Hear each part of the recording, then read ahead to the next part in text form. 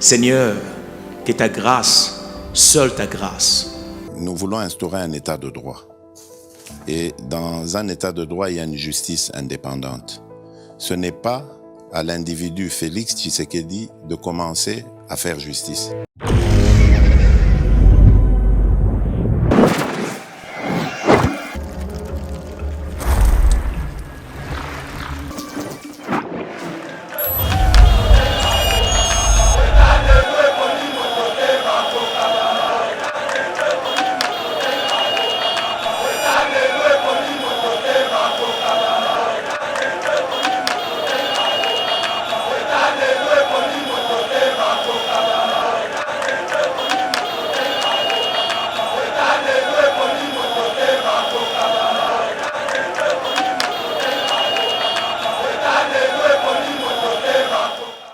Lelo oyo tozo kende na batwando ba action mokonza mboka asali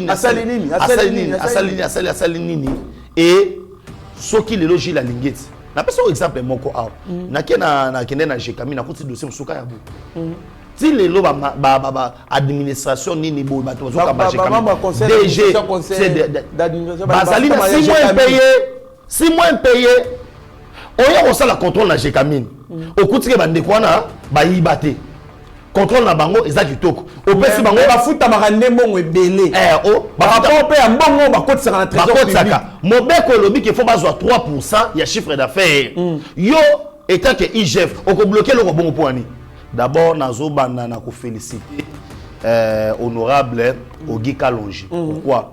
Parce que lelo aza parmi ba députés ba se distinguer na kosa musa na bango et lo azo sala azo inventé na été eza musa na bango rôle ya député ezali ko légiférer ba loi pe ko sala contrôle et action du gouvernement bisika no surtout mbongo auto impact sur gouvernement ezali boye na boye ezali rôle ya député là je vais rappeler nazo rappeler tant se souvient na ngai abosani nazo rappeler kana biteka yebité nazo rappeler ve na ngai nani Israël Mutombo sango ke musala oyo Ogi Kalonji zo sala eza musala parce qu'il y a le député bakota makambo te yango na lobi boye là il y a plus de 3 millions de dollars décaissés par l'état congolais bakota ngote ne na rappeler ka ve na Israël Mutombo ke eloko oyo Ogi Kalonji salaki eza musala na ye. Bonjour mesdames et messieurs, bienvenue dans notre émission Éveil patriotique et c'est makasi ya kokuta na bino na cadre ya Éveil patriotique potosola Mayematali mboka na biso. Nous sommes toujours là pour vous servir comme d'habitude. Plus de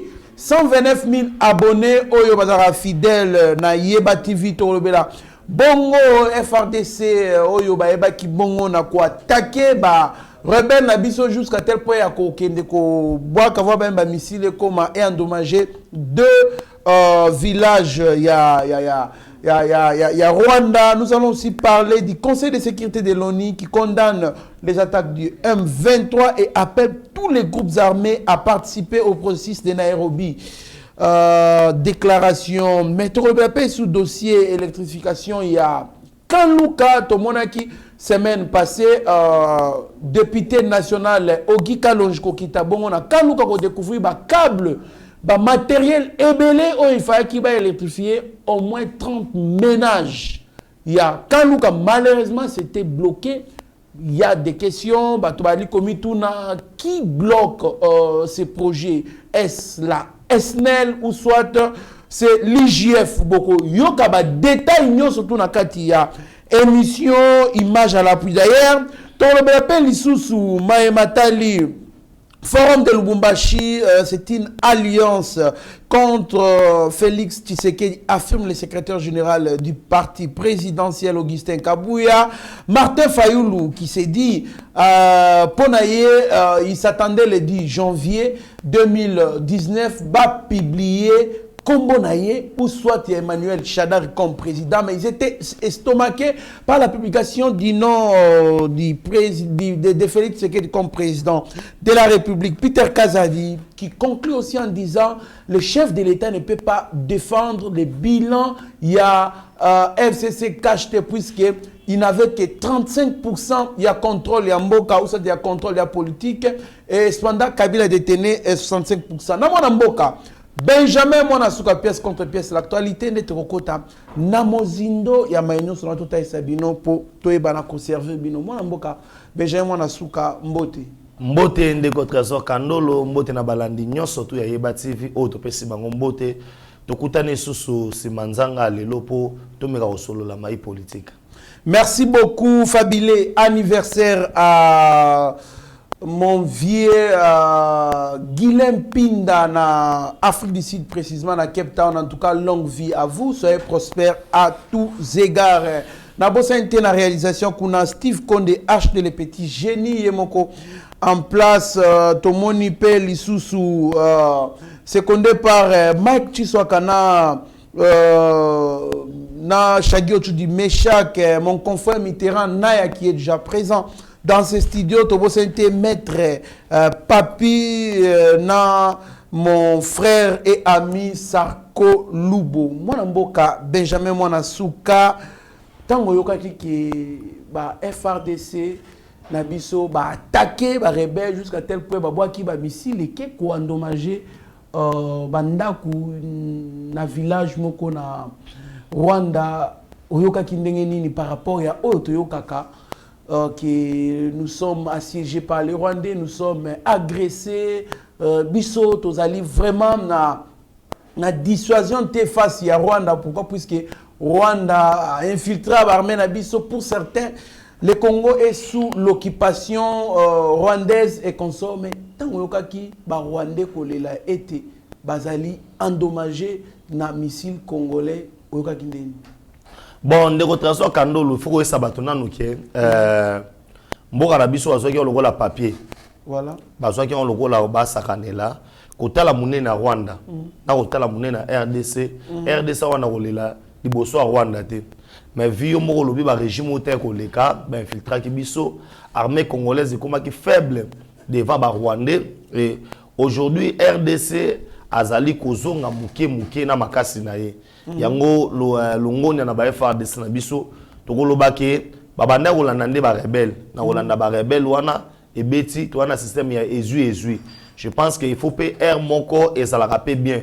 Au moins les parents hein les losoki mwana na yo baye na bana mibale mwana abeti mwana muninga o ganga no mena samute mota menanga no mwana ngaza mobali na boti nde elombe et ba FARDC so za bilombe et loko bando sa ba trahison na makambo ebele ko lakisa na ezape message obisa na Rwanda ke soki bo vandi na bino kimia biso na bino to vanda kimia mais soki bo luki mbutu bokozwa pe mbutu lokola Rwanda lukaki lumbe hein na RDC yango pe azozwa lumbe yango pe na bakonza mboka total likambo FARDC bien to motiver bango to pesa bango o to bengi ba munitions armement o ezali nécessaire pour balakisi biso ke non makambo ezaki kala makambo oyo esalami na tango ya fachi o na tango kabile bande ko salema te yango zo mona batebe ba obundisa état de siège siko nazo tuna bato so ndo obundisa état de siège wana face ya montée en puissance ya FARDC face à makambo surtout ba baza kimia wana mutazo beloko moko te. Et première fois na mona Rwanda banda kotanga lisusu non to biloko na biso boye baby biloko na biso boye baby bango ka frappe moko voilà frappe moko kaka bayimba ki ofunda na oni o no to funda na oni poto monike non o eza agression boye na beauté biso to kota na mboka na bango te na ebi boxer moko boye ba tumo ba yanki ba mela na butu voilà bu atala moko bwa nyata moko likofi yanke pena ganga pena abetira libanga na munoko abetira libanga na munoko ya yebisete na beto libanga te na beto nde likofi achebe na bwanga bwa vita na beto likofi na beto libanga te bo aganga ke libanga abetira libanga bita na beto libanga te ngana beto nde likofi donc niveau ya kuwana puissance wana siko talaka yake puissance kwa likofi ya Martin Bakoli voilà ya yoki pena ke non ye pena ndo ganga pena na kolila oh ba français même dans les gants ça fait toujours mal à Tony voilà ça veut dire likofi wana et aujourd'hui les FARDC ba beti pour le rappeler na ba congolais surtout que au monique infiltration ezaki makasi omoni ke lelo changement ya régime ezopesa biso Motondolo ba chaque fois raison ba Rwanda ba koleka biso na makasi te ndeko Trésor Kandolo il suffit bazwa ta bana changu te bazwa ka commune Kimbantseke on recrute seulement les jeunes ya commune Kimbantseke commune Kimbantseke ya Pamba batindi bango na Rwanda guerre saka inédita guerre sile très bien mon mboka tota nanu c'est toi likoloba même langage na Steve Konde tota la vidéo ndenge ba FRDC bali ko sepela pena mutu oyo azali ko kamba bango ba osengele pe pété d'ailleurs ba bi en tout cas c'est nanu bazwa mutu abote ba benga e aigle moi mboka Steve Konde tchela ce vidéo bon to kutana sim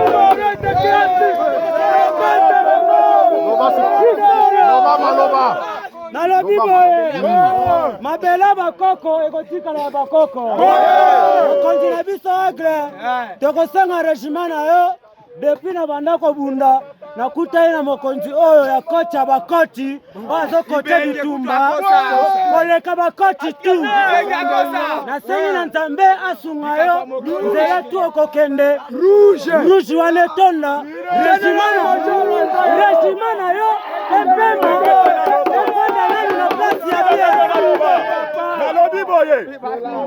oui, c'est 4-10. Yo colonel Luamba, yo nde fimbo na fimbo shikote. Obeti mutusi fimbo na fimbo shikote. Ona glace na yo to chanjo. Ona glace na yo to nyoni. Yango wana na lobibo ekende ulata rouge. Na tuki wana lupe baba. Rouge olata. Osenga bekula ka 4-10. Okende bako tema.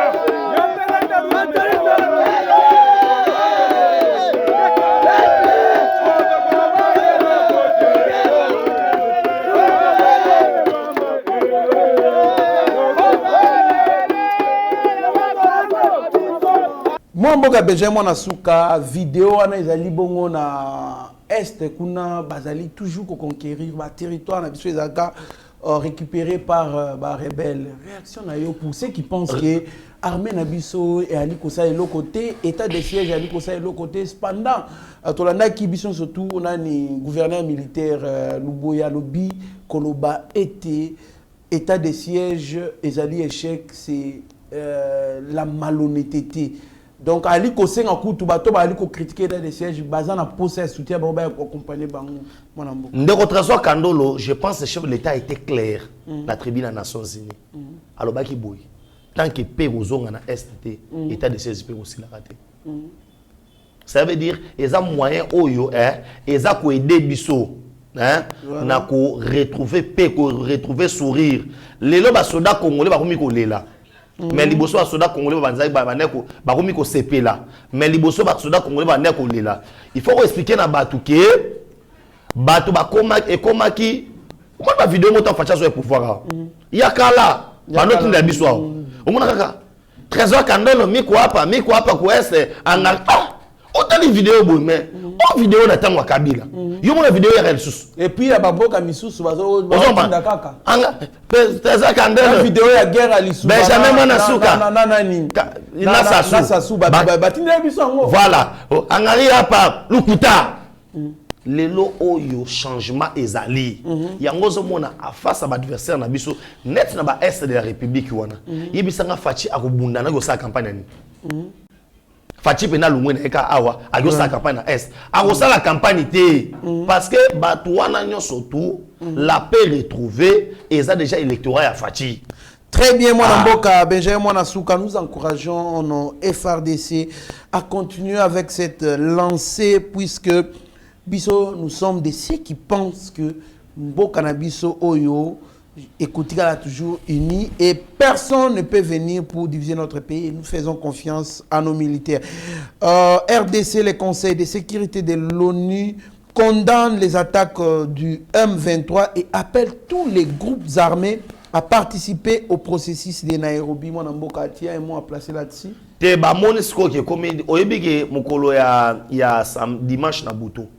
Banani ba M23 ba attaquaki position mo ya ba casque bleu ya oni. Betaki bango frappe. Surtout ba beti bango frappe nesco oni alandi bango. Kolanda landi bango a récupérer bango boba FRDC pas récupérer bango. So ba tie bango sur na katikati. Pour bah au moment où on que non bateau ba baner ko encadrer faut tout le la vérité aujourd'hui ba rebelle on est tout consort guerre aux au moins na Congo on et ça guerre dépend de kana biso la communauté internationale et ça na kati yango les gens ne comprenaient pas bateau aner ko finga parce que langage au finga ça langage ba faible il y a langage ya bateau ba ba mal éduqué ba baner ko finga mokonza mboka azobima pona nini awasala bo ateki mboka bwena boy chilombo airways baloba on se ko koloba mais ne comprenaient pas la politique. Parce que et c'est ngeli ko avant ko isanzete so katika bita posa elogote pikola misisa poso katika katikati misisa tikal e bota na ngala lisusu musisa likamozagi ni c'est la communauté internationale on va banda ko viser yango moni fachi devant congrès américain devant ba américain surtout devant bato surtout on va za puissant monde alobi pour nini bino bolingi ko ya ko zona fenêtre et logo ngana ko fungola no porte monene et le on a refondé nos portes à monnaie boya bozwa na porte à monnaie qui bonio comme na okotaka na fenêtre et yango moni siko ba groupes armés baza mal à l'aise parce que il suffit ba pays wana nyo surtout yango moni lelo ba comprendre pourquoi Fachi azo kangamana Burundi azo kangamana Uganda parce que so kangamina Burundi na Uganda et que Burundi na Uganda ba coincé pe ba rebelle wana ozaka na place moko ba ozaka place ya kota na Rwanda et Rwanda so kasa na volonté wana ya ko motiver toujours ba rebelle wana ako sala face ya 3 pays contre yemoko et loko a okokate et puis ko yeba bien que Uganda soka bilbi a déstabiliser Rwanda pour pouvoir au Kagame ça na bazo yebate James Kabarebe baza formé wa pina Uganda yemoko nani Paul Kagame azaki soda na Uganda ozo comprendre et Uganda lelo azo constituer base ya makasi soki ya ngba déstabiliser Rwanda parce que déstabiliser Rwanda na pété oza na Uganda et tous ces pays là baza pays dans Uganda et pas Rwanda ça le quoi nani Martin Bakole pas Tony Yoka. Voilà. Ça veut dire alinga koyoka komba Rwanda te posoki kaka ndenge za boy hein. So kaka babisi Tony Yoka ke Martin Bakole wana zoya Tony Yoka bandimbango. Abandimbango po likofe azwa ki vertige baluki 15 fois. Azoko soko mona te. Siko Martin Bakole pe azana mo ba maîtrise belé par rapport ya ndenga za congolais. Nengina lo bani par là. Nengina lo bakenon tozana capacité il y a qu'au diminuer Rwanda, il y a qu'au diminuer les rebelles Rwanda. Et aujourd'hui, la communauté internationale, Rwanda motiva qui bango, baza batunaye. Azape parmi bato a motiva qui bango. Na nzela ya onia zo sabango qui non, beau déposer mindo qui po nazali incapable ya protéger bino comme auparavant. C'est pour vous dire que non, na niveau ya politique, na bato a fingaka, ba comprendre que non facha na politique il y a likolo makasi. Voilà. À étudier, à jouer tembela ou étudier ma montale est de la République, il a trouvé des solutions. Voici maintenant sur table ba solution ba impact il y a ba biloko facha rezonaki et comme sur table ba komi mal à l'aise ko kamwa te kala mingité au mona ke bato babiki non guerre bandi na Rwanda po bato baza place okité ba zonga na Rwanda et so ko zonga na ba na Rwanda nde ko za la suka ya RNP ya Kagame. Très bien mwana mboka Benjamin Mwanasuka, dossier électrification du camp Luka mwana mboka. Oui, dossier très bien, dossier moko honorable député Ogi Kalonja eba kina okitana. Quand Luka pona ko découvrir matériel yasnel et belé, câble, poteau, mituka ezaki non mais fait dans la disposition yasnel ayeba ko électrifier bon quand Luka. Malheureusement selon l'information que vous avez le même jour, parce que tout ça est là qui a une émission AWA, l'IGF avait suspendu un démarrage ya misala nyonso tout. Basa misala te pourquoi selon il y avait surfacturation, il y avait makambu ebele ou azali ko avancer comme raison. Alors après avoir alerté peuple congolais, vidéo en état qui partout, on a regretté comment est-ce qu'on peut freiner l'action Mokozamboka bongo, des choses qui devaient se faire depuis 2019. À notre grande surprise, ça fait 2 ans Oyo et ça suspendu. On avait tous regretté, on a condamné cet acte-là. À notre grande surprise, comment on a les sous-sous, journaliste et précisément journaliste Moko, à l'équipe, on a tweet naé, à l'équipe, mon amboka, mon asuka, abandi ko condamné député, à l'objet député Ogika Longi Azali. D'abord à aliko ça la kota na dossier yo et ça na sens té à maîtriser en bien té pourquoi puisque câble on a ezali il y a entreprise AMK et puis entreprise on ezali il y a une certaine gestionnaire ou ezali madame Stéphane madame wana nde mukolo ba câble na ba siso ba IGF a pekisa bango bateka pourquoi puisque bazaki ko somba câble moko ba osoma na Dubaï na $10 ba oteka awa na $250, ce qui était condamnable pour la IGF. Le IGF a suspendu. Or il y a un contrat entre SNEL na entreprise wana et c'est clair et net bien détaillé ba prix oyo ba côté ba câble c'est entre 6 à $8 par rapport à la qualité peu longueur il y a câble. Mais toye kolanda sous des journalistes ana ali kopekisa ba député bakota na makambu oyote. Et cependant SNEL na lettre commis, SNEL a décaissé déjà $500,000 pour na ba câble wana. Mais yé a suspendre ngo selon yé ezaki ko respecter ba norme té. Alors avant yo intervenir, to senga na mwana mboka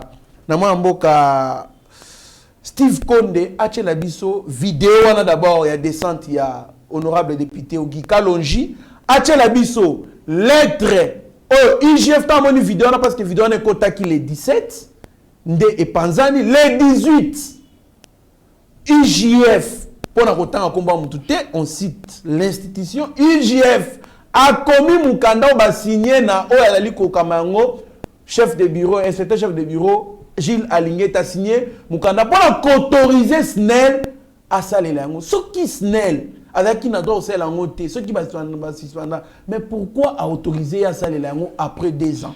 Alors, tu as sur lettre, tu as sur tweet. Il y a journaliste et puis Tokutanasi. Awa naza niveau ya Sakombi, place où on a découvrir après bien sûr passage à Mokonzamboka na Kanluka. Naye ko découvrir ba câble oyo bozali komona oyo nyonso ba câble oyo na mituka wana eza ya projet oyo ezalaki ya ko électrifier Kanluka. Ba câble oyo esali 2 ans na mituka na ba lumière biloko nyonso esali 2 ans biloko oyo ezali ya ko servir 30 000 ménages s'il vous plaît. 2 ans bato bazana mindate mais 2 ans biloko yango yo ezana kati ya kobeba biloko bozomona oyo ezwi ba millions de dollars oyo tozana kati ya kobebisa ekokoma neti ba maison préfabriquée bino bato bolobaka faci beton alingi peuple na ete tala ndenge azotya bamongo mais baennemi na ye bazolinga que peuple azwa mwinda te.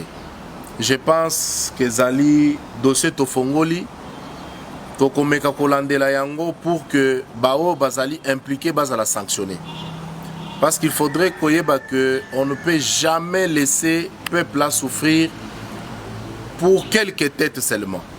Donc eza dossier moko très sérieux. Dernièrement bomonaki ba vidéo etambolaki quelque part lisusu bazola kisa ba câble ba biloko les longa moko na kiti boyebi que biso tozalaka très crédible soki to kiti c'est que likambo ezali awa. Donc bokozwa temps ya kolanda makambo nyonso oyo pour que ensemble ngana bino to trouver ba solution. Donc nazo interpeller ba konzi nyonso président Oyanga, honorable président et Assemblée nationale, honorable Mbosso, ministre et énergie, na DG Asnel, je vous interpelle tous parce que il faut trouver solution na likambo toyeba. Qu'est-ce qui s'est réellement passé pour que to saboter Biloko Boye 2 ans Biloko ezali saboté, il n'y a aucune explication que vous allez nous donner ce qui basingao tomoni yango likolote.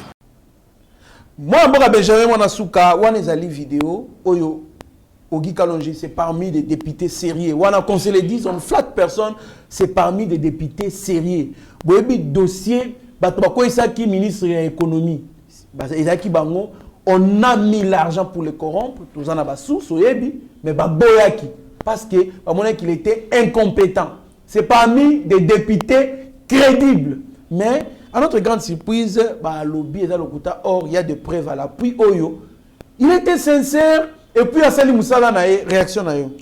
Merci beaucoup, Ndeko Trésor Kandolo. Toza Batou Yamayele, Toza Batou Totangi, Tozui Tan Yako Sala analyse. D'abord, Nazo Banda Nako féliciter honorable Ogi Kalonji. Pourquoi? Parce que les lots, Aza parmi les députés se distinguer, Nako Sala Moussa na Bango. Et l'eau Azo Sala, Azo inventé na été. Eza Moussa na Bango. Rôle ya député zali ko légiférer ba loi, pe ko sala contrôle et action en gouvernement. Bisika nyo surtout mbongo, auto impact sur gouvernement ezali boye na boye, ezali rôle ya député. Là je vais rappeler, nazo rappeler tant se souvient na ngai abosani. Nazo rappeler kana bité ka yebité. Nazo rappeler ve na ngai nani Israël Mutombo sango ke musala oyo Ogi Kalonji sala eza musana. Parce qu'il y a le député bakota makamote. Yango na lobi boy. Là il y a plus de 3 millions de dollars décaissés par l'État congolais bakota ngotene. Na rappelé ka ve na Israël Mutombo ke eloko oyo Ogi Kalonji salaki eza musala na ye. Il faut yeba boy soki mutu aza député national circonscription na ye eza Congo. Congo mobimba oui. Vous comprenez circonscription il y a député national. Mais Tiaza Elina Changu. Yango na Lukunga. Local aza député national circonscription na ye ezali Congo. Wana pona kopesa ka ve moi babilo mo boitan sous sa bossa naki. Na bité ga ebité ma bossa naki. Na kesi koyo na analyse ya dossier wana proprement dit. Gouvernement ya Congo e kamati epesi SNEL 6 mois. Epesi SNEL mission à 6 mois. Na outi pour natanga dossier mobimba. Epesi SNEL mission à 6 mois et exécuter ba travaux ya kotia lumière na kata kan Luka. Luka ezalaka na courant te. Pour toi ta mongo te na kan Luka. Kan Luka ezali quartier ezali na Ngalema auto bengi quartier présidentiel au Mobutu Kukwendo azabanga fanda kuna quartier ba bourgeois. Voilà mais kan Luka azaka na courant te. Kan Luka kanga mina Selemba azana courant. Kaluka kangamina bandal ana courant. Kaluka za quartier na kati Ngalema na sima nozo mona ba villa bato ya bato mbongo ebele mais ba lala ka mulili. Ba musicien tout bazaka na Ngalema. Yango na zolo ba olala mulili. Kaluka kangamina komina Kitambo. Mais Kaluka ya aza mulili. Ozo comprendre ba carton na tangelo. Na tangeli yo komina Kitambo, na tangeli komina Selembao, na tangeli yo komina Bandalungwa mais Kaluka aza mulili. O ezelo ya expliquer te. Kaluka c'est plus ou moins 100 000 habitants. Na 100 000 habitants, ceux qui députés pour bima place moko boy, ils ont déjà 5 000 ou 6 000. Tangelanga déjà combien de députés ba bima déjà na Kaluka. Wana déjà na kangi parenthèse. Pendant l'action que non, sur le plan déjà électorat, ils allaient population ebelé oyo ko sunga na makamu mususu. Ce que to kei na dossier yango entre Gilles Alingeti, Snell, na nazo ba vérité na Ogi Kalonji. Voilà. D'abord je félicite Ogi Kalonji. Akena mambu ya kolobate. Ndanga ke na justice balobaka la justice basée sur les preuves. Ngape na zaka l'homme de pièce contre pièce to esko yo na ba pièce. Na kata ba pièce. D'abord nazo regarder nani kolobake non. Lupango moko boye ba bombi biloko moko boye eza pona ko escroquer ta congolais et à lokuta. Tozali awa na dossier mobimba. Lupango wano ba bombeli biloko. Ya mama nani Stéphanie ya mama Stéphanie ezali na kati ya contrat. Pona ki ba to so abiki no soki biloko wana ezaki ya SNEL, il fallait bomba na entrepôt ya SNEL. SNEL a un entrepôt na 16e rue. SNEL a un entrepôt na 11e rue. SNEL a un entrepôt na boulevard du 30 juin. Mais misala ezali exécuté na kati ya Kanluka. Le col misala ezali exécuté na kati ya Kanluka. Maman Stéphanie, d'abord nous rappelons d'abord que tant ba pesi SNEL auto bengi 6 mois pour na ko luka ko réaliser projet wana. To koma ki na contrainte moko, contrainte nini Covid de bandi. Moi SNEL a asala ke non, asala appel d'offres tension internationale ba entreprise belé et ya ezala quitté. Basali appel d'offres o ezaki restreint. Combien de sociétés ebimi wana plus ou moins 6 sociétés. Tozaki na Joscam, Reed Group, SPRL, SNS, AMK, ya nani AMK ne mutu a gagné marché. Ya Maman Stéphanie. Ya Maman Stéphanie pour la Likambo. D'abord koloba ke non basaki appel d'offres et à Lokuta. Que non contre ça mais des grags et ça dans Lokuta parce que on a fait un appel d'offres yango na pesi ba auto beng. Na kata ba appel d'offres wana ba pesi 4 conditions et pas SNEL. Ya liboso et sengeli mutu wana azala ba matériel nécessaire au SNEL na zoluka eza na Kinshasa. Depuis Covid-19 déjà hostile. Voilà. Et sengeli entreprise ont gagné marché. Azala na capacité financière yako ça la projet tinasuka. Troisième nini et sengeli azala na expérience similaire na ba travaux ya lolenge wana et ça là yango déjà asaka dans domaine wana ça veut dire l'entreprise de Maman Stéphanie est rempli déjà critères wana.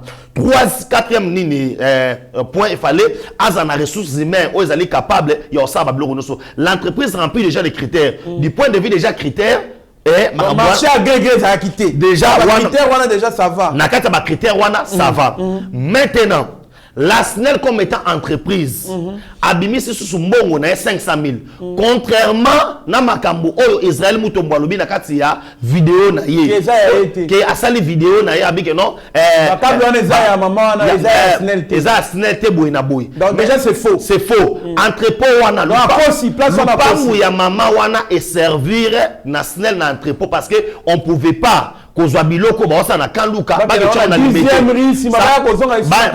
ça va encore coûter na makambo etali transport et sengeli pe pope misale ke ni mangu lupango maman ko servir na nini eza luku d'abord ko lobaki no biloko eza SNEL te eza lukuta pona nini na lettre ba la kisabiso ya le 18 Gilles Alingeti azo reconnaître tango vidéo de 2017 il y a le 18 alinga sani abeta sita sima et les 20 nations européennes, Israël mutombo ça la vidéo. Faut déjà montrer que non on a régularisé ma ramener surtout yaya au sala nous sala bien. Mais ce qu'on m'a bloqué au sali mabé parce que au bloqué projet pendant to bengi 2 ans. Na 2 ans wana ni tété lisu makas honorable Ogi Ilunga.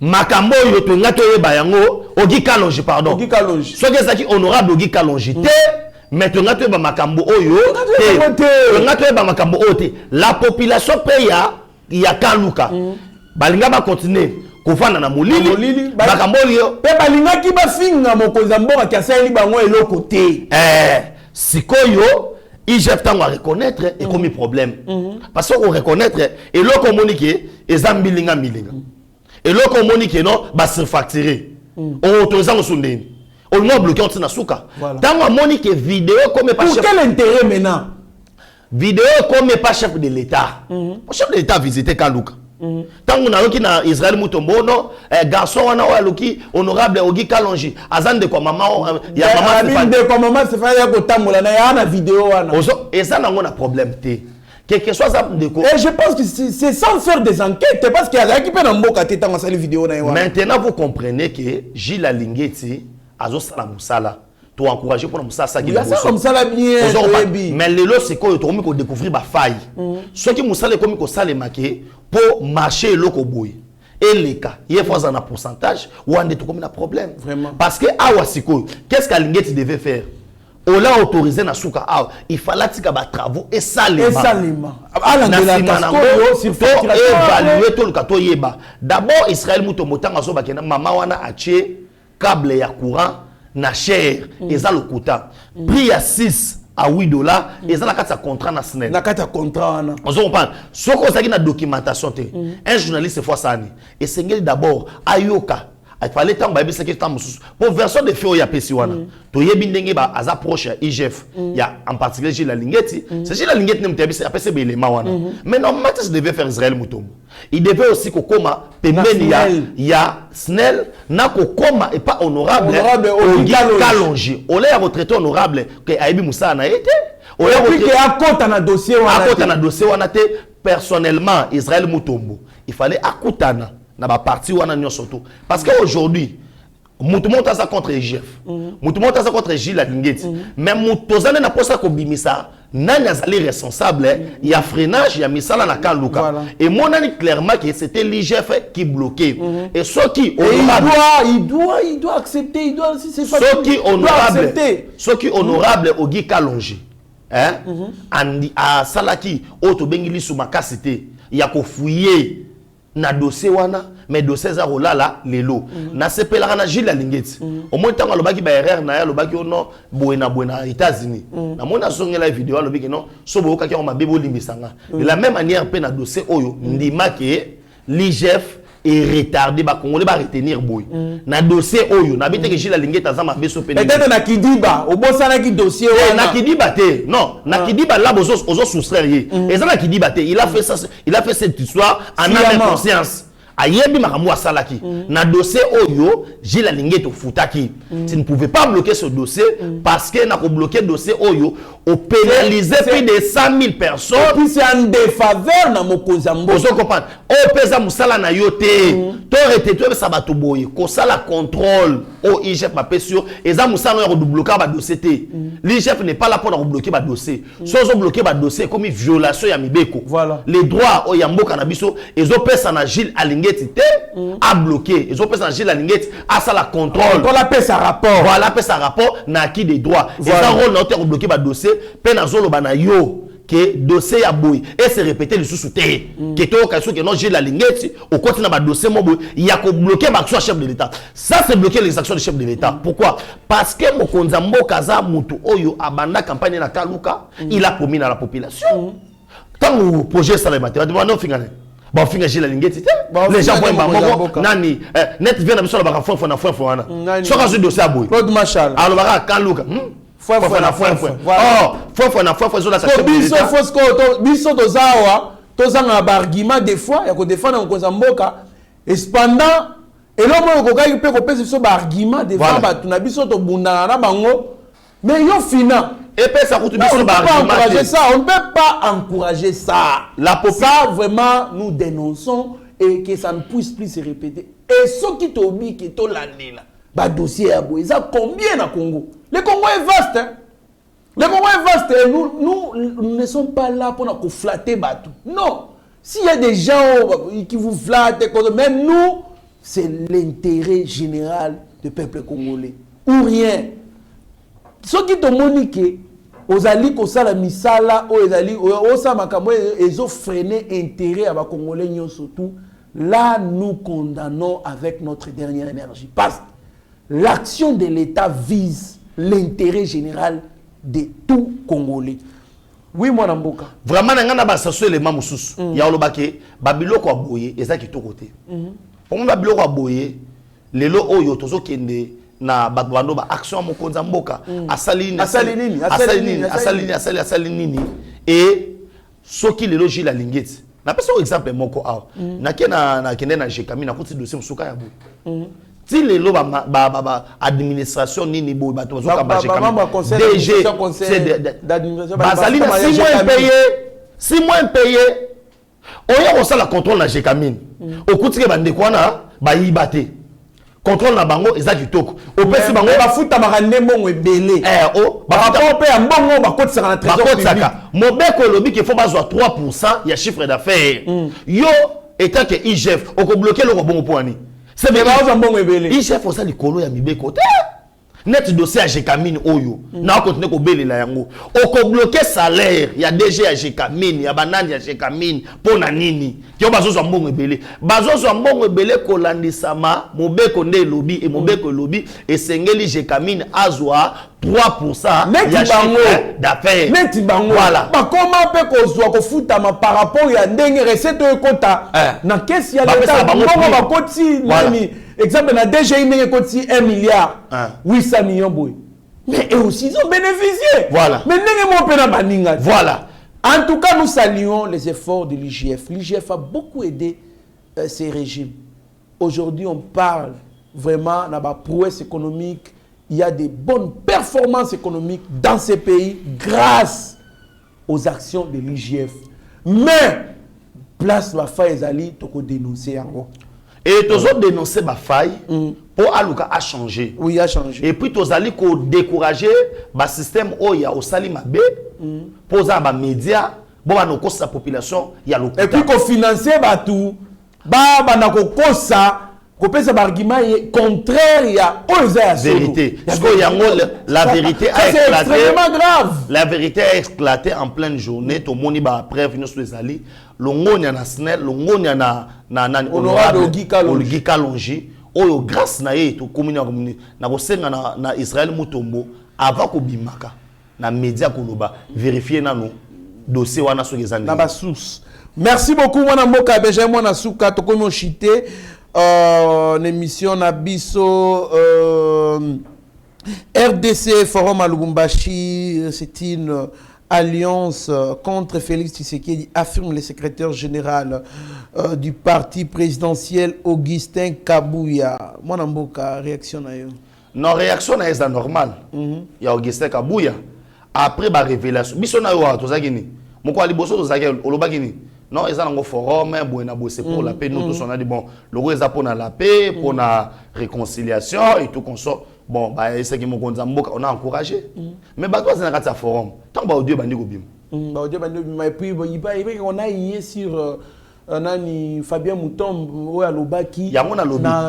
Après tous les les Katanga n'a jamais bénéficié na régime mon côté local la régime à Tshisekedi. Voilà. A rappelé bango abi premier ministre Azali Katangé. A rappelé bango alobi directeur cabinet chef de l'État Azali Katangé. Ambassadeur itinéraire chef de l'État Nanyoyo Dani Banza Azali Katangé. A rappelé bango ba ministre. A rappelé bango ba to bazana ba nani ba entreprise publique et consort à lobby, voire même action sur terrain dans notre ministère. On a yé sur lui. Mais nani basango babi non il doit se justifier. Il doit justifier détail surtout et au finish on a applaudi. Moi Namboka.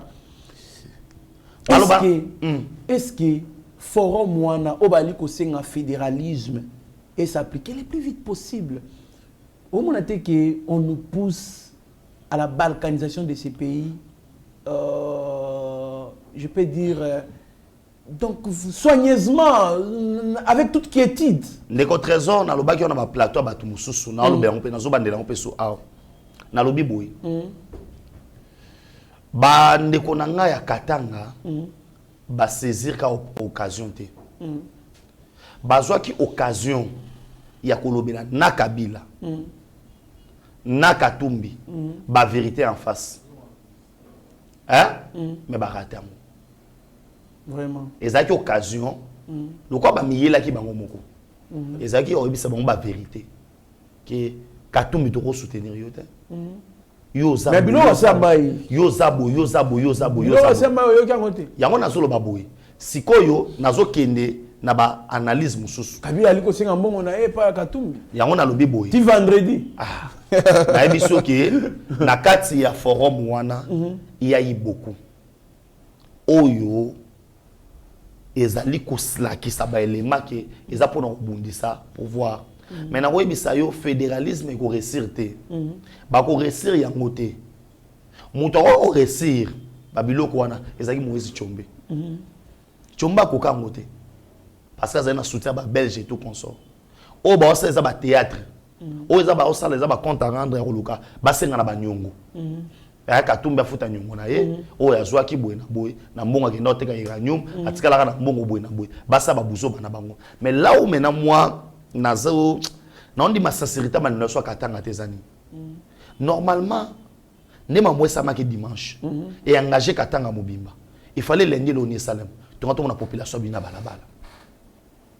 kolobake no biso bakatangi ba vrai tozali contre babiloko esamaki ya buzoba na kombo na biso tomonaka bakanga ngwimulunda peut-être absence il y a leadership mon boy non qui ko initier ba action non eza marque ya leadership te oti kotanga awa honorable Fabien Mouton c'est un leader olobi qu'il a Ronald Ganga cadre IDPS vous comprenez il n'y a pas de au Katanga plus que lui il pouvait aussi initier et puis beloko wana eza te ka leader abima eza la action moko bo spontanée il y a population sani et bimimba la moko et lobi que tozali contre yango mais j'ai vu na kati bandeko nanga moi silence moko boy ba français ba qui dit mon consent so lobi le côté ça veut dire bo d'accord na biloko wana parce que toi on a des effets toi on a bateau yo ba leader qui se sont distingués pour dire que non on n'est pas d'accord na ba buzo ba wana mais to sentir te que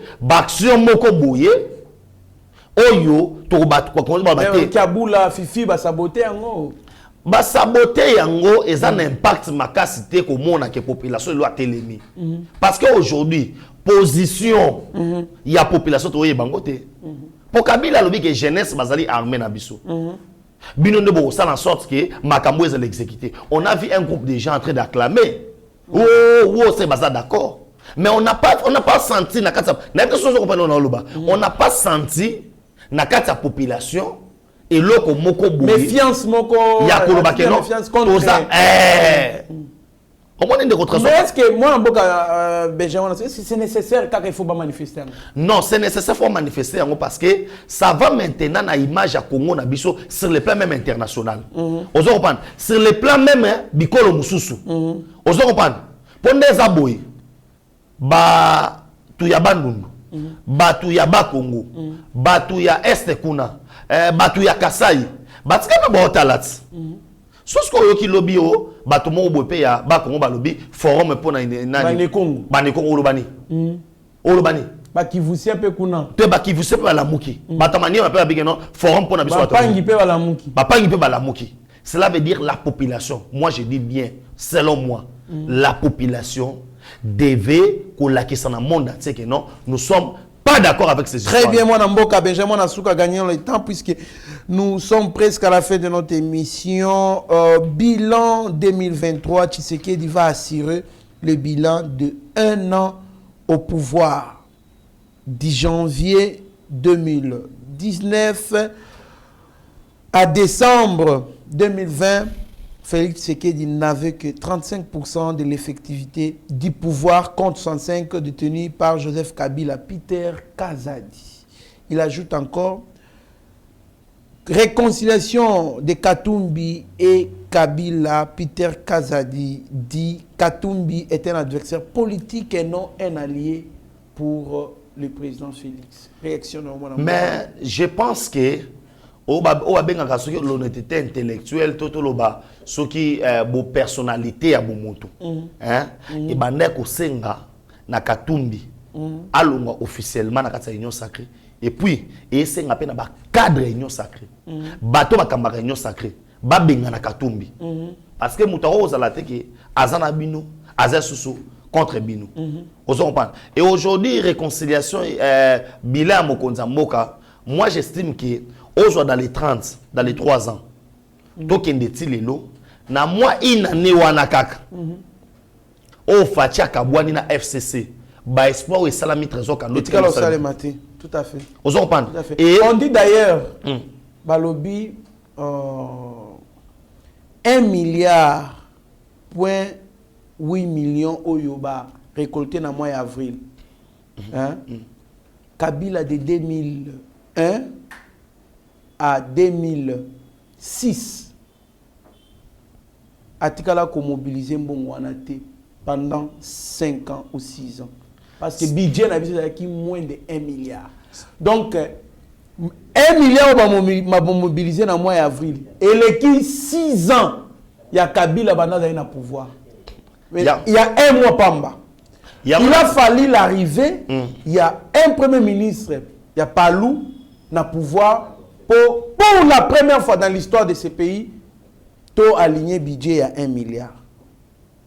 yango nazo ebisa ndeko Trésor Kandolo que mais on nous parle de l'incompétence tozolo bana batu boye soki ezaki accord FCC cacheté mais tu as tout réalisé déjà na 3e année oyo 20 milliards de budget tout à fait c'est engeza la possible yango moni ilunga ilukamba Janine Mabunda na Alexis Tamumwamba bazaka na mission moko freiner les actions ya Fachi donc ko pérenniser une modalité à gestion ya Kabila voilà ko pérenniser yango monaki même Fachi a eu pouvoir mais bando continuer ko bénéficier na ba $20,000 na bango ya ba carte Fachi a eu pouvoir c'est là les goli tous les projets au sein de $20,000 na bango ba carte et $50,000 $50,000 carte visa il y a carte visa bando continuer ko zo yango au moins ki ba biloko belé et bande au foot na bon ya trésor public c'était une manière au lobake non la continuité de Kabila sikoy au moni même tant que ma démission makambo ba boye on devait toujours koluka ko retarder makambo pour Eliatan tant o linga ki Elia c'était pour permettre que batu ba finga pe Tshisekedi ne ba finga ki Kabila batu ba lobake il n'y a pas changement yango moni Martin Fayulu azwa kita ya koloba.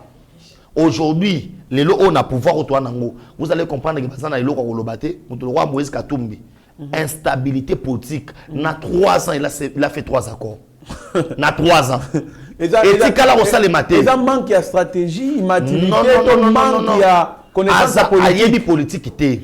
Na 3 ans il a été membre à la Mouka. Na 3 ans commis membre il y a union sacrée quand na 3 ans oyo a commis une coalition ya Kabila na yé parce que c'est destiné déjà donc 4e année peut-être roselelo mususu na ebité au moins na 4e année ta mususu matata ba ozana matata boina bozo 5e année na ebité. Merci mon amboka Benjamin na suka to comme na suka émission na biso je signale que bino bato bazao tungisa ngai transacadémie kenda api. Je vous signale déjà que c'est déjà opérationnel, IPEN, INA, IFASIC et autres. Donc, l'homme qui na 10e ri na zorangé, donc nga kuna boulé ceux qui ba étudiant ba bloqué ceux qui bisa batu, ceux qui pendenge nini oh. Tant sikoyo nani na ka ba étudiant ba tebisi na transfert na bolboso ya permanence à IDPS et qui na boulevard wana ba mo papa Fachi Nzamba pambola yo Papa Fachi Nzamba pambola osimbi Fachi tozana yo nga bini nyango ba uti classe ba fele na lobi c'est que borango bandi nyoso borango bandi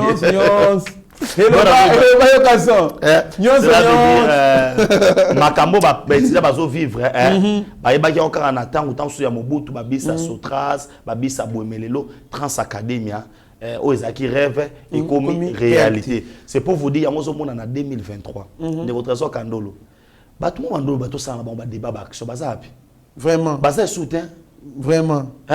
Moi la mboka Benjamin na suka aussi c'est mission na biso mais l'ACP de Gentilini Ngobila ne voit personne battre Félix à la présidentielle 2023.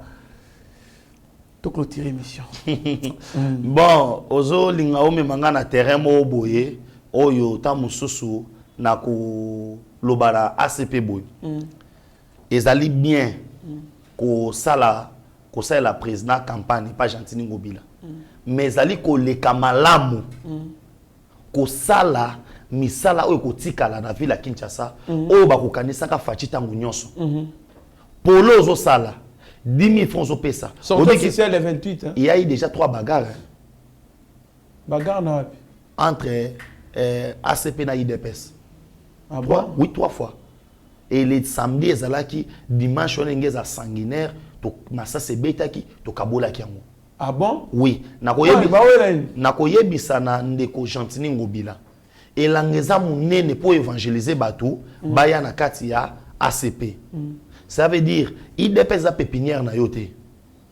Yazo batu na IDPS wake kuna. Oh yazo kinda kotoka ayaka na bango. Mais IDPS a état d'esprit kuna bawala na nini? Yango na état d'esprit. Te kuna bawala na état d'esprit te. Kuna bazolanda chintu. Kasi bako zonga kaka. Yango na solo bate bakolanda chintu. Siko yo tango sa ba image wana nani kocha munoko ke nazo bendela mokonza mboka te place ko benda mokonza mboka bato ebele aveni elengesa au moins ndenge ba osala ngo wana po na elengesa ozalo na poso lo bateke fachi beton na elengesa so lingo kufa kende ka kuna finga fachi moni sayo so lingo dae kende na sayo finga fachi omoni kimwenza so lingo dae kende na kimwenza finga fachi na enseignant omoni terre jaune 78 enseignants ba ozala mécanisé sur yango nazoloba na la soki okei nzela terre jaune okomi kuna oke kuna bando finga fachi liwa na yo monani mukanzela obimeli ozomona soki okoti kaluka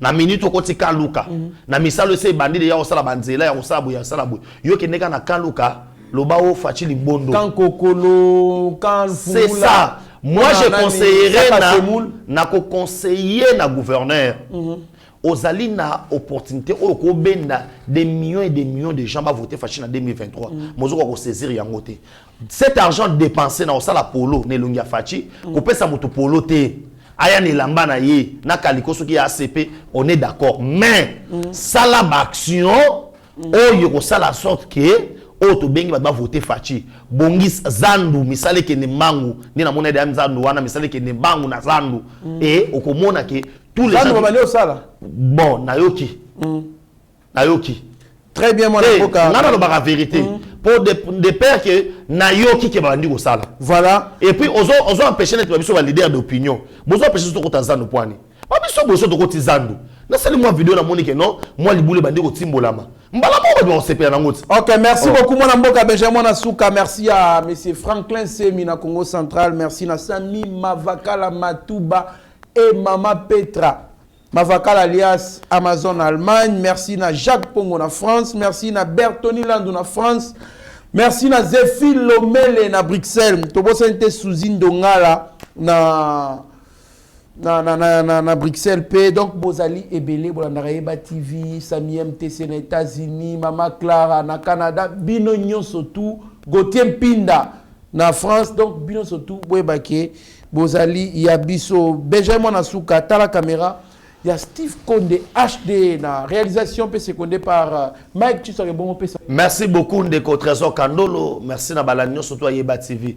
Merci à Balanyo surtout Bazalaki awa to rappeler ba Congolais qui tozali lisu likolo a lisu mopaya kozwa susu mboka oyo akotika kozwa ngote et puis ba FRDC na biso longoni na bino mokonza mboka fachi beton nzamba pambola yo so pe na nzambe alongola ka soki pe ndenge ni bambula mais nzamba baxela onde bambula ebele parce que Congo tozango na ko na besoin na yo so bat baloba ke non soki pe ndenge ni aujourd'hui là Oche ba Congolais surtout d'accord. Na bato a ner ondimate. Na sepel pour nous comprendre que non Martin Fayulu azali auto bengi marionnette azali auto bengi manipulateur politique azali oyo azana position te. Ba comprendre que non Kabila na Katumba za ba okaka eloko moko. Na sepel parce que Adolphe Musutu atela lobi que non te ndenge emate kitana soso na zandekete na kota na parler na kende kopema po na moni que non ali ba étranger ba memelanga na kota na buzo ba po Fayulu musana ko sucer bato.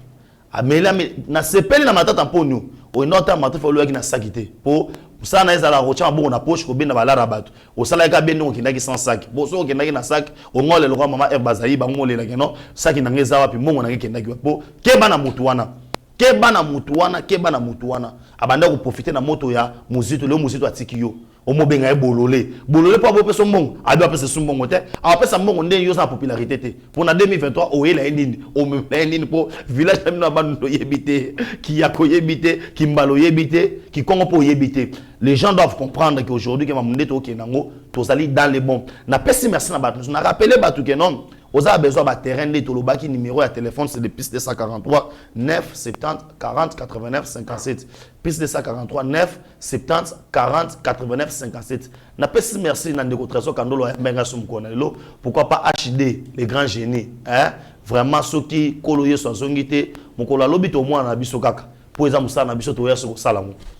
Merci beaucoup mon mboka Benjamin Nasuka. En tout cas je pense que il faut que député à n'importe qui. Un député a le mandat du peuple. Et il a trois rôles. Il a le rôle de représenter le peuple. Il a le rôle de voter les lois. il a le rôle de contrôler les actions du gouvernement. Alors, koyebisa ba député, ba longwa, ba kipe, makambo eza domaine public, il y a l'État.